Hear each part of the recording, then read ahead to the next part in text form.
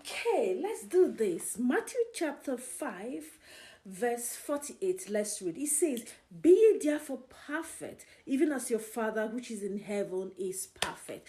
Now that means set your standards. Know your worth.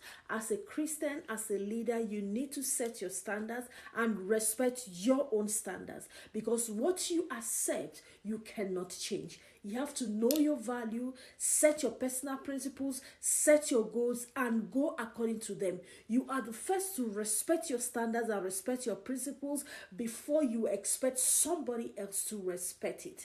Now, you don't have to give freebies. You don't have to, condescend on your personal standards, because if you do, it will reflect on those who you're leading and those who see you as a leader. Do you know your what? You have to know your what, and you have to communicate that you actually know your what. You have to know your value, and you have to communicate that value. What do I mean by that? The way you respect your own personal standards, are you keeping to them? Are you obliging? That is how those who you want to communicate, who you want them to consume your principles, that is the way they will react. The way you respond to your own personal principles is the way those who are consuming your words are going to are going to respond. Now remember, as a leader, you are a reflection of your team. Your team is a reflection of who you are.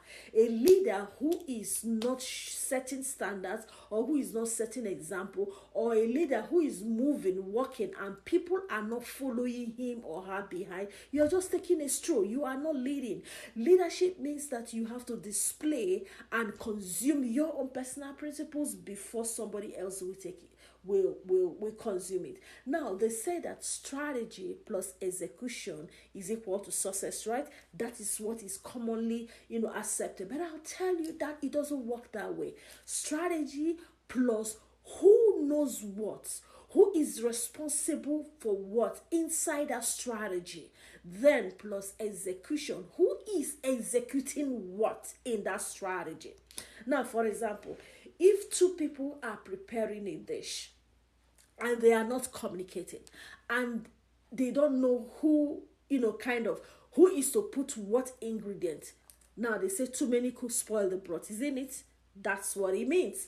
Because if there is no communication to say, okay, you are the one to put in the salt and the pepper while I cut the onions and the tomatoes and other vegetables. If this communication is very, very clear, now even if there are too many cooks, in the kitchen preparing the broth will go well. You know why? Because everybody knows what he or she is supposed to do in that strategy. It's not just an execution, but who is to execute what.